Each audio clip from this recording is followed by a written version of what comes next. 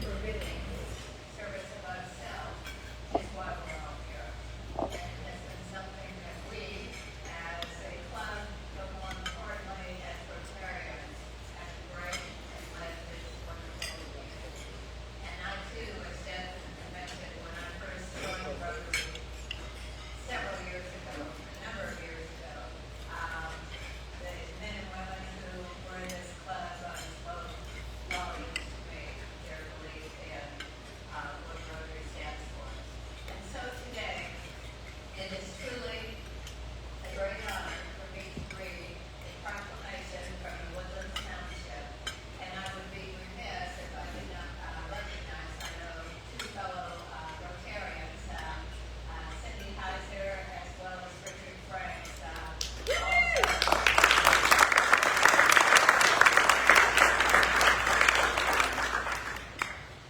made this happen. So be it proclaimed, whereas the Rotary Club of the Woodlands was founded on May 19, 1975, comprised of business and professional men and women of the community. And whereas the main objective of Rotary is service in the community and throughout the world. Hence, Rotarians build goodwill and peace, provide humanitarian service, encourage high ethical standards in all locations to uphold the Rotary motto, service above self. And whereas the Rotary Club of the Woodlands has funded more than $1 million in scholarships for high school teachers and Lone Star College Montgomery students, and sponsors the largest number of Interact Club high school students in North America, which is the second largest in the world. And whereas the Rotary Club of the Woodlands assisted Angel Reach in building a duplex for young adults who have aged out of foster care, Rotary International's worldwide effort to eradicate polio, and Rotary House, which provides low-cost housing to out-of-town families and patients receiving extended medical treatment in the Woodlands Medical Center. And whereas Rotarians in the Woodlands have donated to the Gulf Coast Regional Blood Center and volunteered to mentor local elementary school children. Now therefore, I, Ann K. Snyder, as chairman of the Board of Directors of the Woodlands Township, celebrate the service, the contributions, and all good that the Rotary Club of the Woodlands to the Woodlands community, and do hereby proclaim July 18, 2024 as the Rotary Club of the Woodlands 50th Anniversary Day in Woodlands, Texas.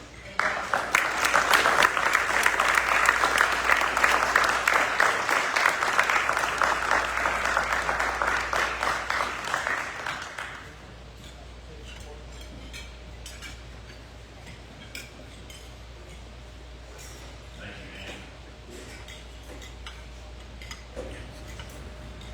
If you're a past president of this club, would you please stand up? And you don't get to sit down here. Ann is a past president of our club.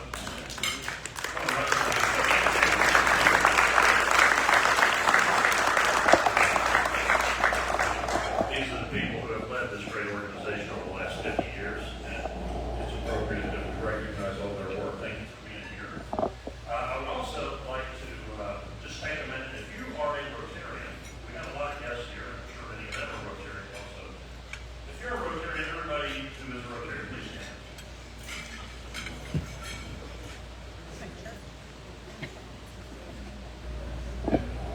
All right. All of you who have been a Rotarian for 5 years or more remain standing.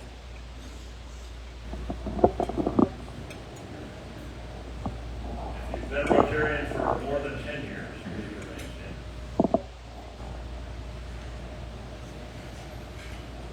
All right. How about if you've been a Rotarian for more than 20 years, please remain standing.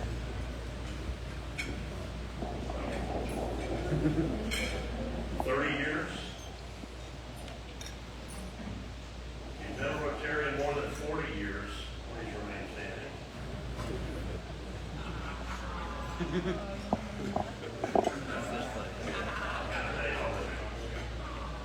been a Rotarian more than 50 years, Bill?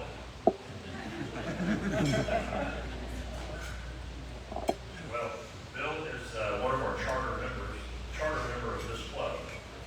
And Tom Vogel's going to be here, but if you look around this room and you hear everything out from in this red, we're your legacy. What you started 50 years ago was in this room, and I just want to shake your hand. And thank you for it.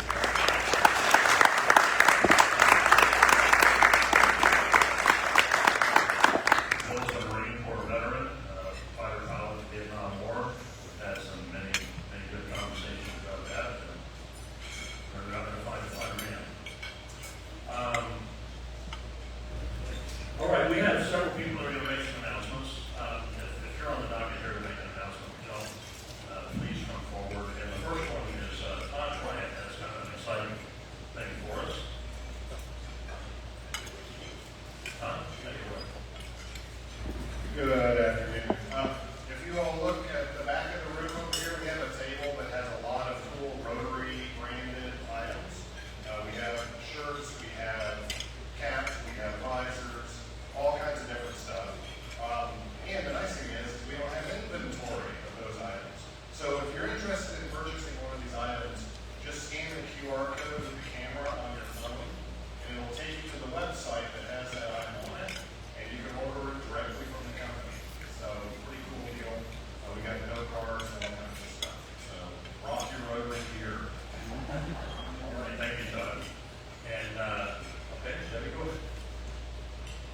Hi, I'm Debbie Klein, and on your tables is it's our first excursion off our 50th anniversary Rotary cruise this year. That's kind of what we're trying to do. So there's a QR code right there, and it'll take you to the calendar, and the calendar will sign you up, so we'll know how many people are going to be coming.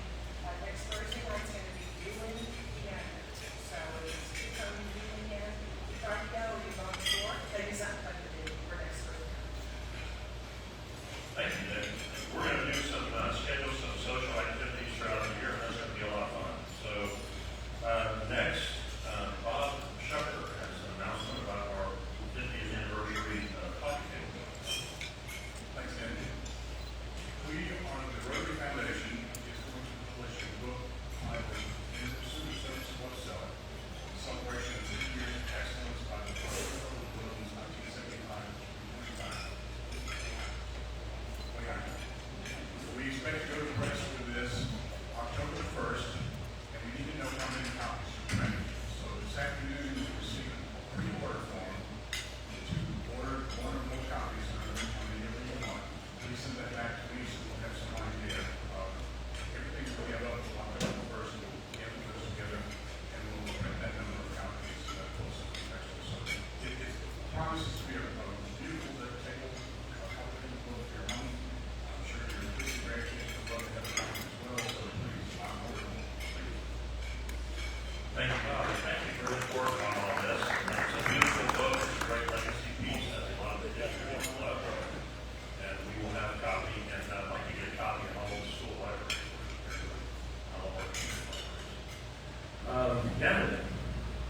Natalie's going to talk to us about that. Good afternoon. My name is Natalie Psychowski-Gertz, and I'm chair of the Conroe ISD Mentoring and Volunteer Committee. Our host school is Haley Elementary, and they've been with us for a long time. And we're going to grow beyond just mentoring. We have a list of volunteer opportunities that they would like for us to step up and help fulfill. If you are interested, please let me know. I'm happy to send you this list. There's a lot of opportunities, and they really want us there. So far, we have Ian Wolford, Greg Tricon, Felipe Suarez, Kim Freyo, me, Roger, and Sean. So come join us for this fun, positive, impactful opportunity on the future generation. Thank you. Not only is Natalie here, the lovely and gracious Mrs. Flores, and she was on staff at Haley Elementary and helped coordinate all this mentoring. And Haley will take as many of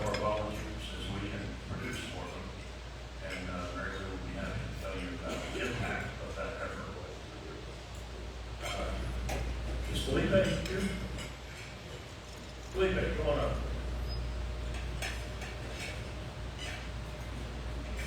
We have an exciting trip to Guatemala, and Felipe is going to tell us where that's standing right now. Thank you. Good afternoon. We have an exciting service trip to Guatemala, and then we're going to be building helping to build a classroom, consultant facility. But not everything's going to be about work hard. We have the opportunity to also to learn about tourist trip into the old and People City, and also we have a visit to the new archaeological discovery of the Mayan located in the north side of Guatemala. And so we're going to have a very fun trip this week. This was planned for 20 people, and we have already 14, so we have still 6 spots to be covered. So if anybody's interested in helping to have that information, or don't have that information. Thank you, Felipe. 6 more spots. Anybody in the room is welcome to go. Second. So, first of all, I want to congratulate you attorneys who were in the South Dakota County Electric Light for winning the Community Award. And then secondly, I will be in charge of fundraising this year. So that means the gala, and we are kicking it off in the next couple of weeks, chaired by Teresa Wyman and Brittany Smith. So when we need Christian help, you want to come to share some of them. Just let me know. Thank you. Jim McDaniel, Tim, are you here? There it is. All right.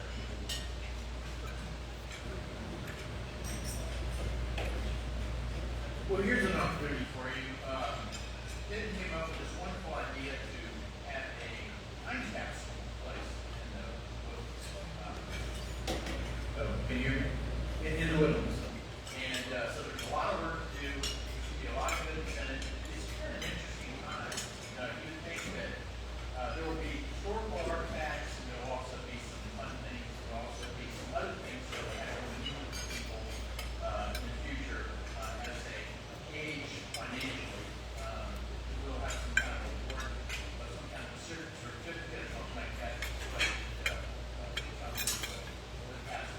So a lot of great opportunity there. If you'd like to be involved, please let me know, and we'll get you signed up. I need about 3 or 4 people.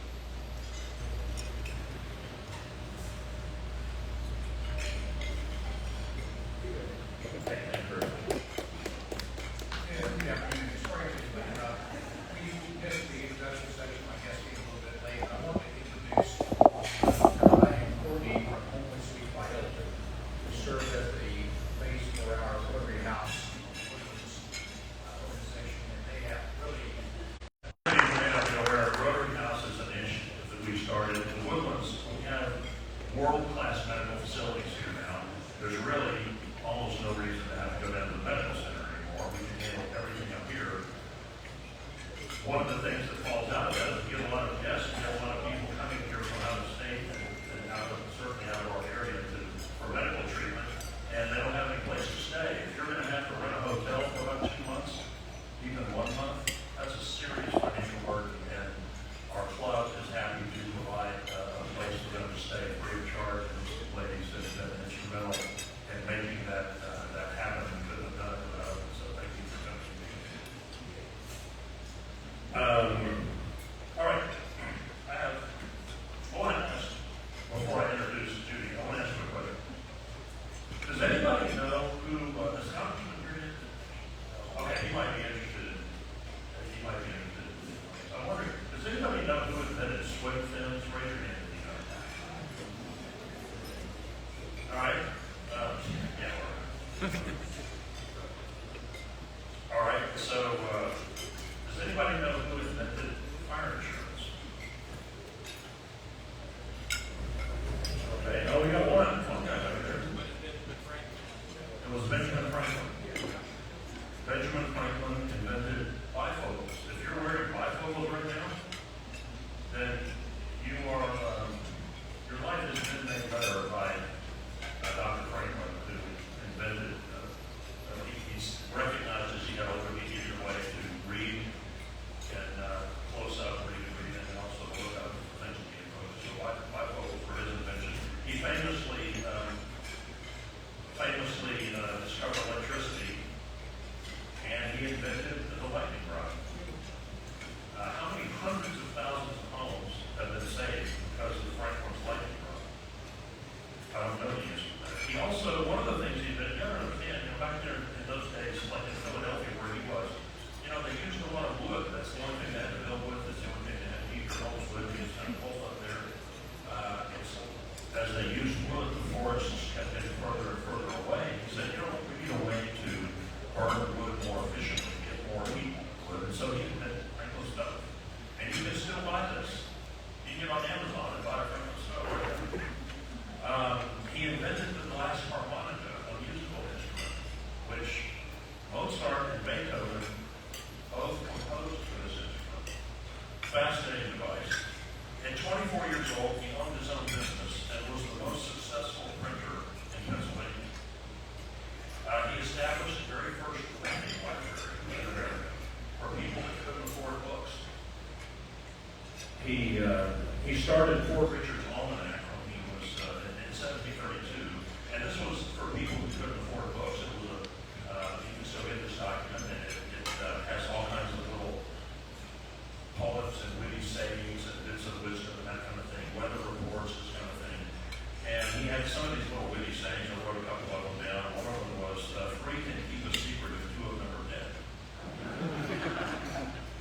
Lost time is never found again. Was there wisdom in that? Fish and visitors both stink in 3 days. In 1751, he started the Academy for the Education of Youth, which today we know is the University of Pennsylvania. And in September of 1773, he published a little document called Rules. This was just to kind of get the British. Rules by which a great empire may be reduced to a small one. So we're going to talk about this great man throughout the year. And before the Congressman, I'm going to ask Judy to come up. She has an initiative. It was an idea birthed by Dr. Franklin. And I think it's going to be a very exciting thing for our club this year, and certainly the most far-reaching thing. Thank you, Tim.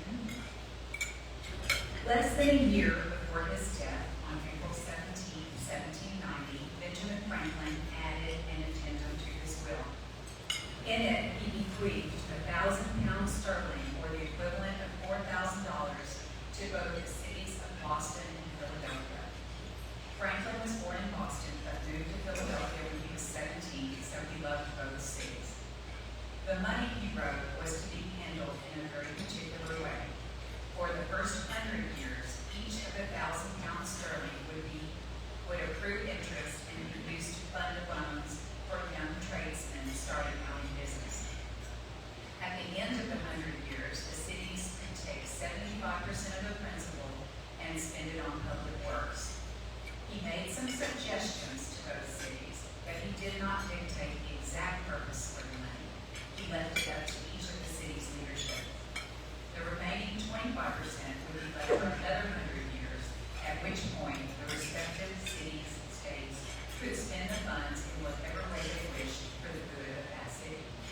There was a lot of discourse and discussion and, of course, some disagreement over how to spend the funds at both milestones. I will leave that interesting part for you to go for yourself. But in 1887, Philadelphia had $70,800, compared with Boston's $327,799.45.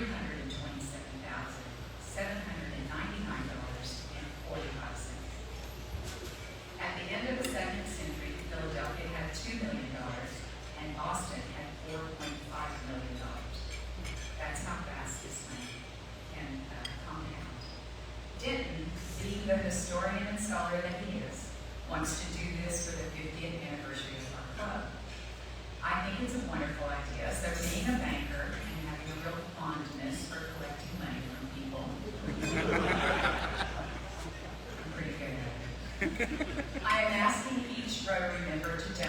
$50 to our foundation. This $50 multiplied by roughly 200 members will be $10,000 that we will earmark and invest within the foundation for the next 50 years. We'll build some rules around it and make sure it's safe, conservatively invested for the future of our club. We'll give some specific guidelines to our future leadership on what we would like to see happen with the money in 50 years, understanding that times change and needs change and flexibility is in order. We will have a list of those who gave the money that we will place in our time capsule to be opened in 50 years. And then we will challenge the future leadership to take 75% of the principal and investment income from the money that we donated and donate it for the good of this community, while letting the remaining 25% ride for the next 100 years, along with $100 in new money from each future Rotary member. So are you guys with me on this?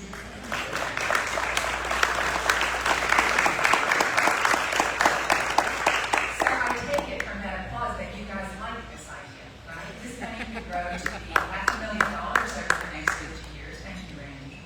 And it's a very significant amount of money that we can leave to our future Rotary leadership, and hopefully, I believe we will be here in 50 years and 100 years from now, and this money will do wonderful things for this community. So, if you are with me, I'm going to be after you to give me $50 made out to the Woodlands Rotary Foundation. I'm going to collect it, and I'm going to keep track of it, and I'm going to make sure that everybody participates. And then, we'll let the leadership build some more nerves around it. So thank you very much for your time and attention. I'll give it back to our brand new president, Tim Flory. Thank you.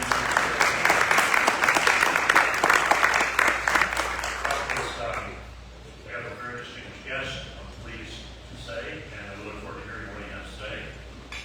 And Evan is going to come up and introduce us. Thank you, Denton. Well, it's great to see you all here today, especially on the 50th anniversary, being surrounded by so many fantastic Rotarians, esteemed business and community leaders, and also elected officials and their representatives. It gives me great joy today to read off U.S. Congressman Dan Crenshaw's bio before he will join us in what we arranged as a fireside chat, which will be led by Bruce Duff. So, Congressman Crenshaw, originally from Houston area, is a sixth-generation Texan and a former U.S. Navy SEAL. After earning his Naval Officer Commission through Navy ROTC at Tufts University in 2006, he deployed 5 times, including to the collision of Iraq.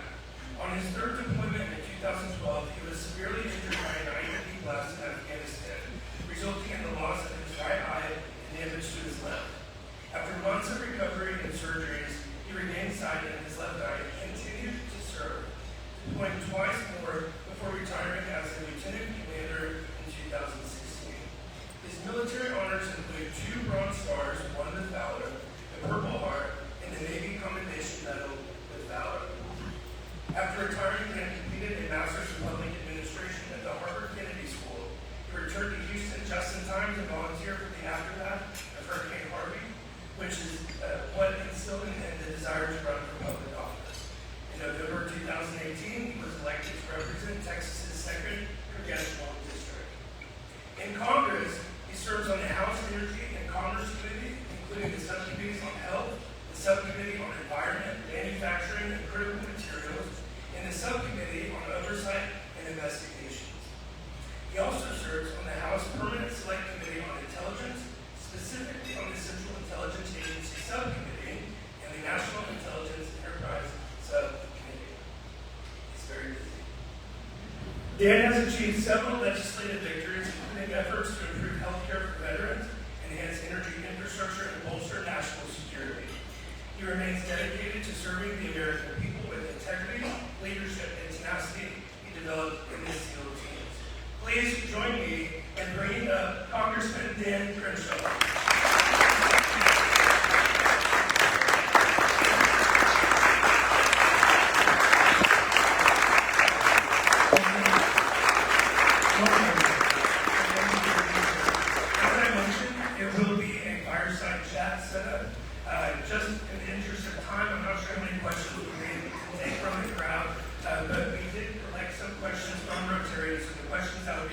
my group stuff today were congregated from this very group. So thank you, Bruce, and thank you, Congressman.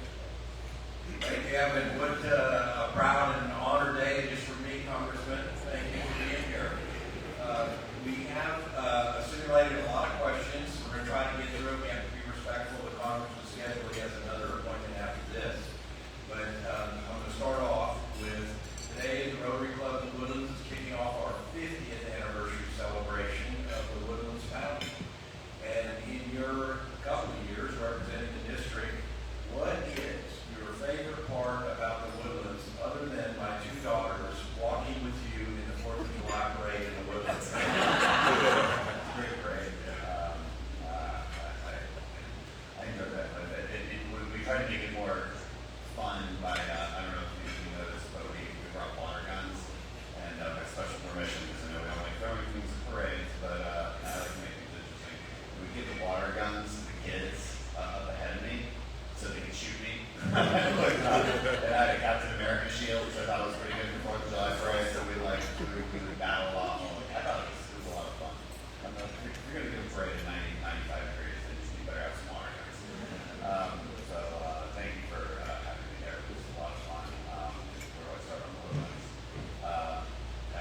Besides the shopping and the well-constructed development that actually makes me feel like a home, which is super rare in America these days. So I have like one pet peeve about America in the last like 50 years, it's strip malls. They just drive me absolutely crazy. Box stores, and it's like you don't feel like you're at home. And when in the Woodlands, you just feel like you're in a town. I mean, people are meant, and we're just like it's in our genetics to have sort of a town square that we can go to, and it's so cool to come to the Woodlands, and it just feels that way. Also, there's a lot of trees. I'm a really big fan of trees, and I hate it when developments cut down all the trees, and then they plant new ones, and then in 50 years they'll look nice. But I'm like, come on, just leave the trees. So I don't know. The list can go on and on and on, but the only thing I don't like is that I couldn't afford the home I wanted there. So we'll get to that. We'll get there eventually. I want to answer these questions fast, and I know there's a bunch of other probably really interesting questions. A lot of current events that I think maybe. Right. We want to focus on that because we had a lot of questions about this. Practically everybody in this room has lost power due to Hurricane Beryl. While power was restored much faster than others, there were still parts of the Woodlands community without power for almost a week. What happened, and what can you share with us about the investigation into Entergy was a little bit better. We got her back a few more days to save her. We kind of had her with Energy and Center working her. Yeah, and you know, I wish I had more to say about this. This is definitely a local state issue. You know, that investigation is from the utility commission. In fact, it's not us. What we've been able to do is get the disaster declaration declared, which means that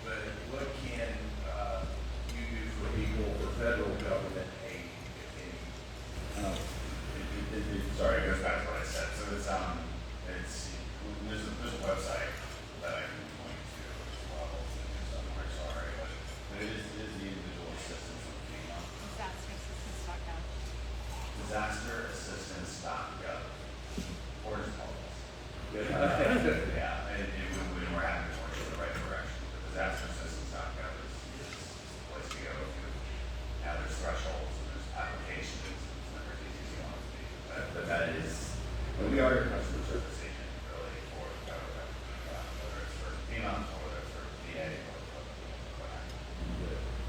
whatever. I think this kind of goes back to the same question. It's about the hurricane and the devastation and response seemed to be a lot worse. And I actually was chairman of the township during Hurricane Ida, so that was a 3. And Barrow was the Hurricane 1, and it just seemed like it caused so much more damage, or we just weren't ready for it. And can you comment a little bit on it? Best I can. I'm not a meteorologist. But we knew we were going to ask that question. Someone stepped at their best to try to give us the answer. Because I'm not a meteorologist, I don't know. But our understanding is that it's the path. The path matters quite a bit. So even though it's category 1, you're in the dirty part of the path, which means sustained 80 to 100 mile an hour winds. That's a big difference than again, if you're not prepared for that properly, and this is an argument against Centerpoint, you should be clearing clearing those branches, power lines, well in advance on a regular basis, so that when you do get those 100 mile an hour winds, it is Texas, like we have weather, you can't act like this is new, we just got to be better prepared for it. But sorry, I don't know a better, more scientific explanation for you, but thank you. One is really a local issue to us that we're really appreciative of. You brought tens of millions of dollars back to our district through the community project request to help mitigate the historic flooding from Harvey. That's always been an issue. We've always struggled with getting the funding support from the federal government. So we actually had 2 projects that came right here in Woodlands. And can you explain a little bit about what those projects do in the process of these requests and why they're so important to us? Yeah, these requests are extremely important. They're called community project requests. They happen through the appropriations process every year. You would better know these as earmarks. Now, earmarks have a bad name historically, but because they can be abused, and congressmen can use them for silly things like Nancy Pelosi's Presidio Park in San Francisco. So they can do that. And that happens. Now, that doesn't happen nearly as much as it used to, because there have been a lot of parameters put on the earmark process. Our office only uses earmarks for infrastructure, specifically flood mitigation infrastructure. We've been very successful in getting tens of millions of dollars over the years to make sure that we don't flood. And in certain areas, I think we can argue that we did not flood because we got this dredging done, we got this detention basin done. We got money for Lake Houston Dam, which all of this actually affects each other, because flooding is about water. It's about the ability of water to flow towards land to get to before it builds up and begins to flood. So all of this is important. Specifically, recently, what we're talking about from Montgomery County is the Bear Branch Dam modification project. So that's a $3.6 million of federal funds to improve the Bear Branch Dam drainage system. And again, if it can drain, it's likely to flood. We have, we have another one that just got approved over the appropriations bill, and that's the Sawdust Bridge elevation project. Provides Montgomery County $5 million to help reconstruct an approach from the Sawdust Bridge over Panther Creek. So right now, when it floods in this area, the entrance to the bridge becomes impassable. It causes a lot of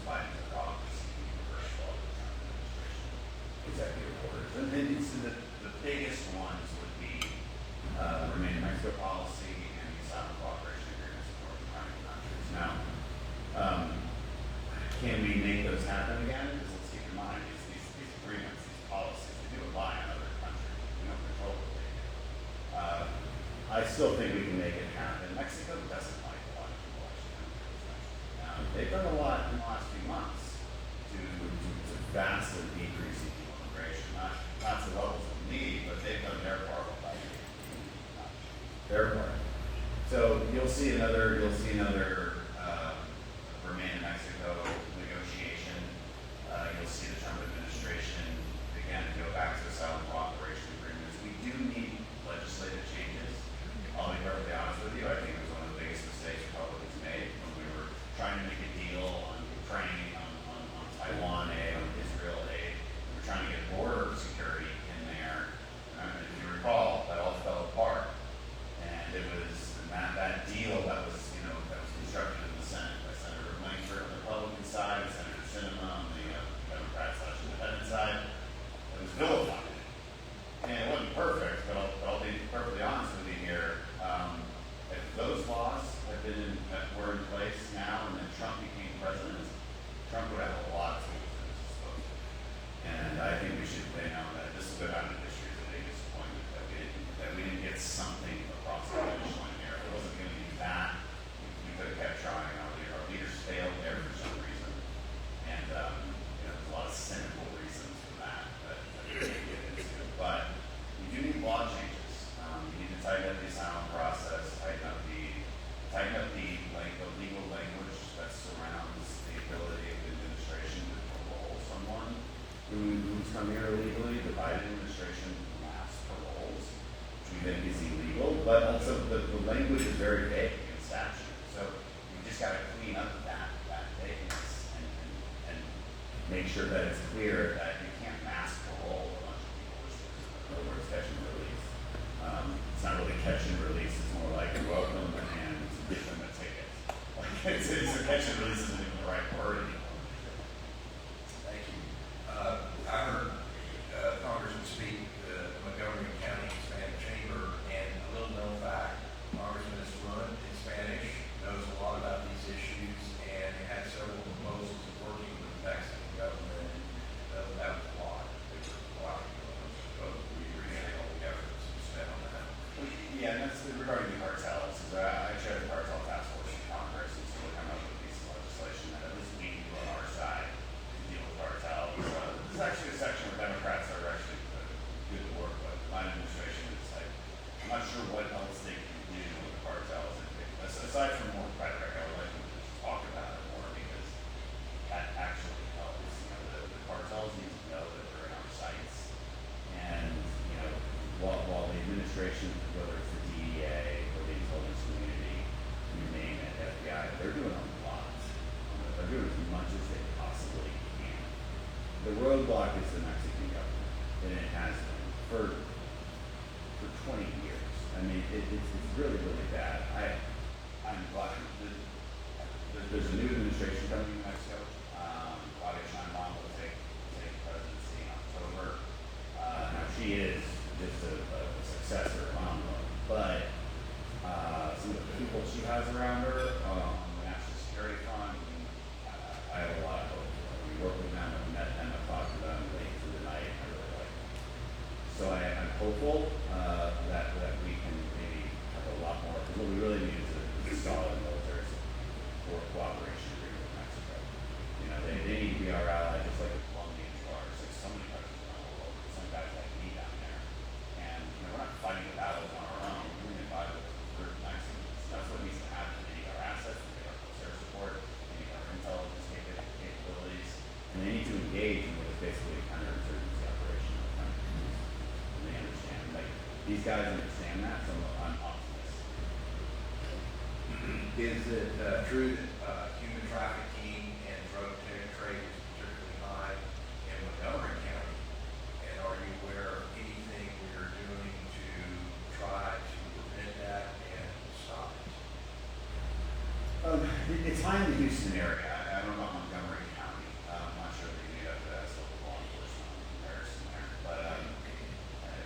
But there's 2,000 fentanyl deaths in Texas every year. I think it's 61 in Montgomery County. So I don't know if that's not low, that's not high, but it's one is too many. And these are preventable deaths. Again, why we want to go to the source and beat out the cartels. But Houston just a geographic reality. Does it mean that the trafficking stays here? Not so much. It's more like a hub where a stopping point for trafficking, and then you got to define trafficking. This is an hour-long conversation. I've done a lot of podcasts on this, so they unpack what trafficking actually means. It can mean literal kidnapping, sex slavery. It can mean that, but that's pretty rare.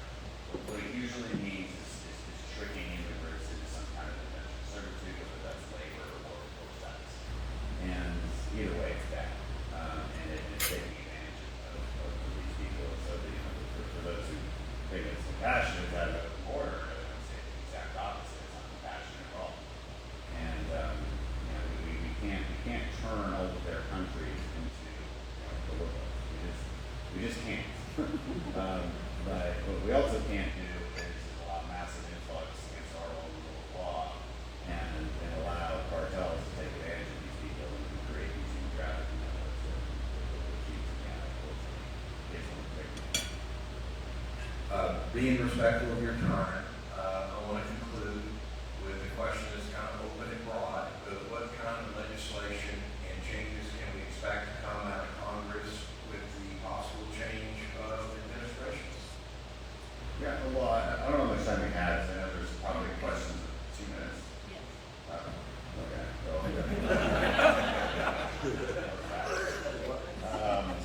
Because I figured you guys want to ask about the assassination attempt. There's a lot to talk about. We want to know about that. So we don't have a lot. It's open mic. Yeah, because as far as legislation, you guys always take it quickly. It's what you think. It's typical Republican stuff. But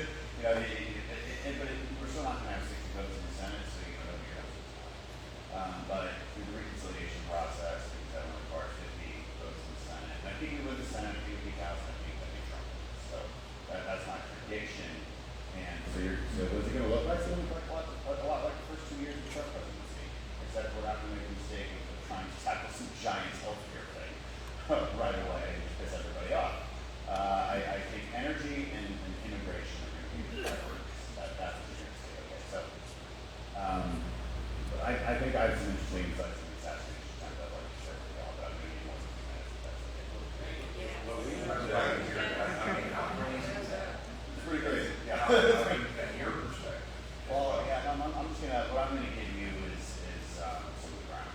So I talked to the Secret Service agents and law enforcement who were on the ground. I want to dispel some myths and just tell you how these operations actually go. Just from my experience and this kind of stuff. But okay. First of all, that building. People have questions about that building. It's about 150 yards from the president's platform. I mean, it's clearly a building of interest. And some people, online and in the news were like, well, they didn't even think about it. They didn't even secure it. Well, that's not true. Now, did they secure it the way they should have? Clearly not. But here's how it works. Anytime Secret Service comes to Houston or Milwaukee or Pennsylvania, Secret Service always incorporates local and state law enforcement to aid them, and then they kind of delegate authority. Okay, you guys can take that sector, you take that sector. We're going to be here. The Secret Service is always going to be in the most internal part of the president's circle because there's different security guards. Secret Service is always going to be right on top of them. They're going to have sniper teams. Now, this is actually interesting. Secret Service sniper teams are usually not designated to anyone except for the sitting president. So the fact that they even had Secret Service sniper teams there, is unusual. And that was given to Trump as extra security. So supporting them. That building, while it should have been in the inner circle, it wasn't. That's a planning mistake. That's a planning error. It was given to local law enforcement. Local law enforcement had 4 people there, also snipers. They were looking out. That was an overwatch position. So they viewed that building as an overwatch position. But they went inside of it. The guy was seen pretty long before the shooting happened, but he wasn't carrying a gun. He was just a dude, and he had like binoculars and rangefinder. So he was a person of suspicion. So there's another failure here, which is okay. So local law enforcement sees him. They're trying to track him. They're not doing a good job of it. That's the reality. So there are failures here. But it's just we have to be accurate when we talk about failures. I think is what I'm. They did see him And they saw him before the Trump supporters saw him. Like, I saw that guy on the news with the, I think that was the wig with the red hair, I don't know. But he's like, we saw him, and we were pointing, but law enforcement had seen him already. They were trying to find him. They were trying to, like, get to him. There was reports of a ladder. There was never a ladder. The guy shimmied up an AC vent. And the problem is the cops who chased him were not, like, they're not Navy SEALs, okay? So they had to, like, push themselves up, like, climb on top of each other just to get to the lip of the roof. As soon as they did that, the shooter points their gun at them, they fall back, they're out of the fight. They radio back, hey, we got a situation, but that's, within seconds, the guy's getting off shots. Now, the other sort of mythology that you see online is, well, the sniper team saw him doing it. This is just false. For one thing, it's a sloped roof, but you're only going to see the guy once he silhouettes himself by the apex of that roof. So that's a split second. And that's if you see him right away. The sniper team closest to that building, which is the North Sniper team, they're not as blocked by trees. That's another thing that not a lot of people are talking about. So people actually took a shot to get to kill him. That was the Southern Sniper team that was much further from the actual shooter. And keep in mind too, sniper teams have different fields of responsibility. So the Northern team has that side, but again, that's where they're looking, and that's why you see pictures of them, like looking at the scope, looking up, that's sniper language for we can't find the person we're supposed to be finding. They knew about it, they just couldn't see it. That's what they were trying to do. And so the Southern Sniper team, their responsibility on the whole other side. Shots go out, they immediately engage and kill them. A lot of mistakes made, planning mistakes made, because that building just should have had more cops roaming around. It shouldn't just be cops inside of it. It should have been somewhat of a perimeter around it as well. And maybe they looked at it and said, "There's no way somebody can get up on that roof without seeing." They were clearly wrong. And then the people inside of it, it's kind of a complicated building. Like there's basically 3 buildings that are connected. They were in like a middle one, and they're looking out of the window in an overwatch position, and just by sheer luck, I think this is probably the luckiest shooter ever, perhaps, is it's not clear that he's some well-trained person, although there's other indications that are suspicious stuff. It was really explosive and things like that. They just couldn't see him. So it's just perfect storm of really good luck from the shooter and some poor planning, I think. And that could be Secret Service's fault. It's local law enforcement. It's everybody's fault who's involved in this planning operation because you've got to do what we call red cell. Red cell means you pretend to be the enemy and you attack someone. Right? It's a way to critically think about your vulnerabilities. We call it red teaming the situation. And that's what they do every single time. All right, if I were trying to kill, if I were trying to assassinate someone, how would I do it? And they go through that. They try to figure out, like, well, I might go here and go there, and then that's how they plan their security operations from there. And it just seems like in this case they did not do a good enough job. It is suspicious the level of explosives this guy had. Not so much the explosives themselves. You can go online and figure out how to make that. They're just fertilizer-based explosives, but the detonation, the remote detonation equipment is a little bit suspicious. So, there needs to be a lot more investigation as to who this guy was. Was he getting help from the outside? All right, I think that's going to conclude it. We do want to be respectful of Congressman's time. Thank you, Congressman. Please come back and see us. We'd like to spend some more time with you.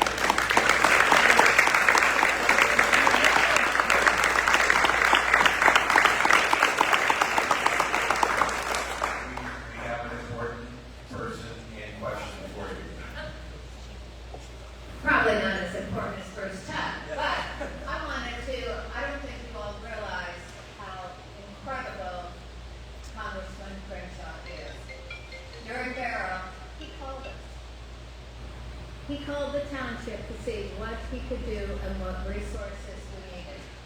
On Kirkendall, between Research and Lake Woodlands, the dam there that affects all of us, he made that happen. The Sawdust Bridge, which is right by St. Simon and Jude,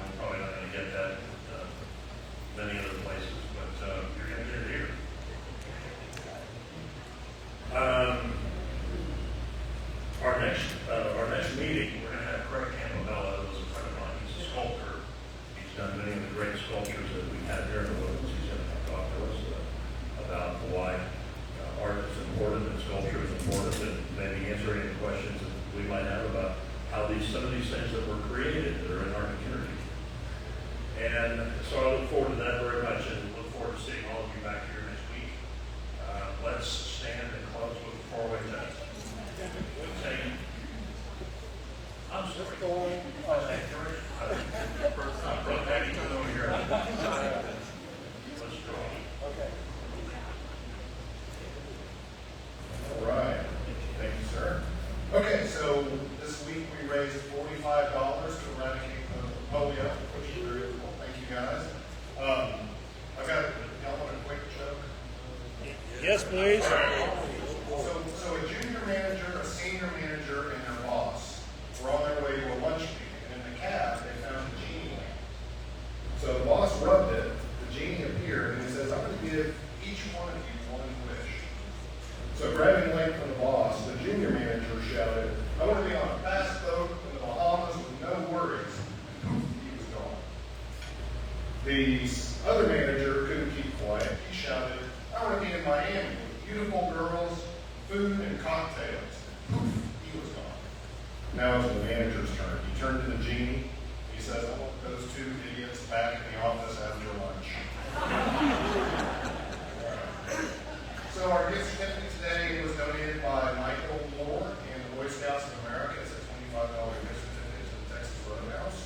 And Bill, I'll have you draw our lucky winner, please.